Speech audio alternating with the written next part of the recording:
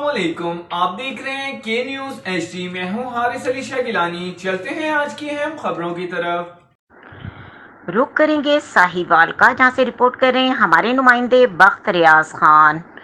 پنجاب حکومت کے صاف پانی کی فراہمی کے دعوے دھرے کے دھرے، ساہیوال شہر میں ہزاروں گیلن صاف پانی ضائع ہونے لگا۔ ضلعی انتظامیہ کی نااہلی کی وجہ سے لوگ صاف پانی کو ترسنے لگے۔ تفصیلات کے مطابق ساہیوال ضلع انتظامیہ اور میٹروپولیٹن کارپوریشن ساہیوال کی نااہلی اور غفلت کی وجہ سے ہائی اسٹریٹ تحصیل چوک ساہیوال میں صاف پانی کی پائپ لائن لیک ہو گئی، جس سے ہزاروں گیلن صاف پانی ضائع ہونے لگا، جس کی وجہ سے ساہیوال کے شہری صاف پانی کو ترسنے لگے اور میٹروپولیٹن کارپوریشن کے لاکھوں روپے کی بجلی ضائع ہونے لگی، جبکہ میٹروپولیٹن کارپوریشن ساہیوال کے نااہل اعلیٰ افسران اپنے اپنے ٹھنڈے دفتروں میں بیٹھ کر خواب خرگوش کے مزے لیتے رہتے ہیں، خاموش تماشائی کا کردار ادا کرنے لگے، اور بدقسمتی سے ساہیوال انتظامیہ نے بھی اس حوالے سے اپنی آنکھیں بند کر رکھی ہیں۔ سب اوکے کی رپورٹ پیش کرنا شروع کر دیا۔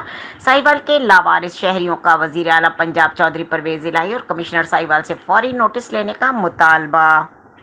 مزید خبروں اور اپڈیٹس کے لیے ہمارے ساتھ رہیے گا، تب تک کے لیے اپنا خیال رکھیے گا۔ اللہ حافظ۔